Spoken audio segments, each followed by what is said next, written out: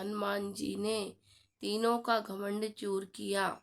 संसार में किसी का कुछ नहीं, ख्वाम खा अपना समझना मूर्खता है, क्योंकि अपना होता हुआ भी कुछ भी अपना नहीं होता। इसलिए हैरानी होती है, घमंड क्यों, किस लिए, किसका। कुछ रुपए दान करने वाला यदि या कहे कि उसने ऐसा किया है, तो उससे बड़ा मूर्ख और कोई नहीं हो सकता। और ऐसे भी हैं जो हर महीने लाखों का दान करते हैं, लेकिन उसका जिक्र तक नहीं करते, न करने देते। वास्तव में जरूरतमंद और पीड़ित की सहायता ही दान है, पुण्य है। ऐसे व्यक्ति पर सरस्वती की सदा कृपा होती है। पर क्या किया जाए, देवताओं तक को तो अभिमान हो जाता है, और उनके अभिमान को दूर करने के लिए परमात्मा को ही कोई उपाय करना पड़ता है।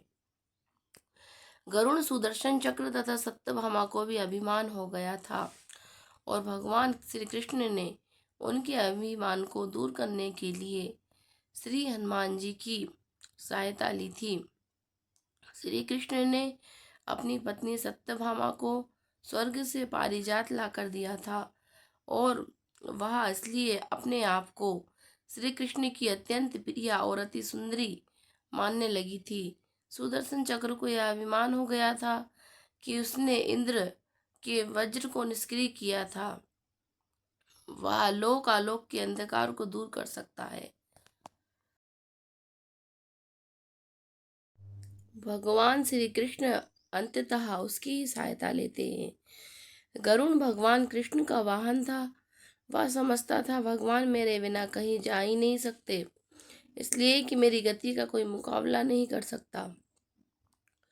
भगवान अपने भक्तों का सदा कल्याण करते हैं, इसलिए उन्होंने हनुमान जी का स्मरण किया। तत्काल हनुमान जी द्वारिका आ गए। जान गए कि श्री कृष्ण ने क्यों बुलाया है। श्री कृष्ण और श्री राम दोनों एक ही हैं, वह यह भी जानते थे। इसलिए सीधे राज दरबार नहीं गए, कुछ कौतुक करने के लिए उद्यान में चले गए। वृक्षों पर लगे फल तोड़ने लगे, कुछ खाए, कुछ फेंक दिए, वृक्षों को उखाड़ फेंका, कुछ तो तोड़ डाला, बाग वीरान बना दिया। फल तोड़ना और फेंक देना हनुमान जी का मकसद नहीं था। वह तो श्री कृष्ण जी के संकेत से कौतुक कर रहे थे। बात श्री कृष्ण तक पहुंची।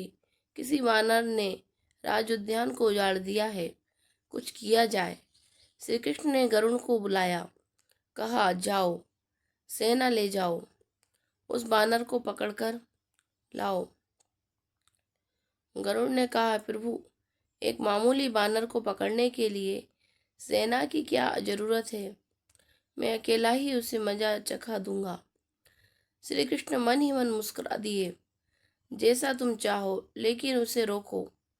जाकर वे नते गए, हनुमान जी को ललकारा, बाग क्यों उजाड़ रहे हो, फल क्यों तोड़ रहे हो, चलो तुम्हें श्री कृष्ण बुला रहे हैं। हनुमान जी ने कहा, मैं किसी कृष्ण को नहीं जानता, मैं तो श्री राम का सेवक हूँ, जाओ कह दो मैं नहीं आऊँगा। गरुड़ क्रोधित होकर बोला, तुम नहीं चलोगे तो मैं तुम्हें पकड़कर ले जाऊंगा। हनुमान जी ने कोई उत्तर नहीं दिया। गरुड़ की अनदेखी कर वह फल तोड़ते रहे। गरुड़ को समझाया भी, वानर का काम फल तोड़ना और फेंकना है, मैं अपने स्वभाव के अनुसार ही कर रहा हूँ, मेरे काम में दखल न दो। क्यों झगड़ा मोल लेते हो, जाओ, मुझे आराम से फल खाने दो। गरुड़ नहीं माना। तब हनुमान जी ने अपनी पूंछ बढ़ाई और गरुड़ को दबोच लिया। उसका घमंड दूर करने के लिए कभी पूंछ को ढीला कर देते, गरुड़ कुछ सांस लेता, और जब कसते तो गरुड़ के मानो प्राण ही निकल रहे हों। हनुमान जी ने सोचा, भगवान का वाहन है, प्रहार भी नहीं कर सकता, लेकिन इसे सबक तो सिखाना ही होगा। पूंछ को एक झटका दिया और गरुड़ को दूर समुद्र में फेंक दिया। बड़ी मुश्किल से वह गरुड़ दरबार में पहुंचा। भगवान को बताया, वह कोई साधारण वानर नहीं है, मैं उसे पकड़कर नहीं ला सकता। भगवान मुस्कुरा दिए। सोचा, गरुड़ का घमंड तो दूर हो गया, लेकिन अभी इसके वेग के घमंड को चूर करना है। श्री कृष्ण ने कहा, गरुड़, हनुमान श्री राम जी का भक्त है, इसलिए नहीं आया।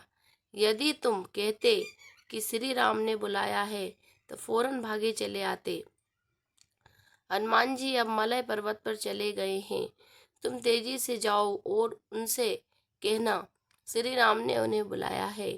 तुम तेज उड़ सकते हो, तुम्हारी गति बहुत है, उन्हें साथ ही ले आना। गरुड़ वेग से उड़े, मलय पर्वत पर पहुंचे। हनुमान जी से क्षमा मांगी।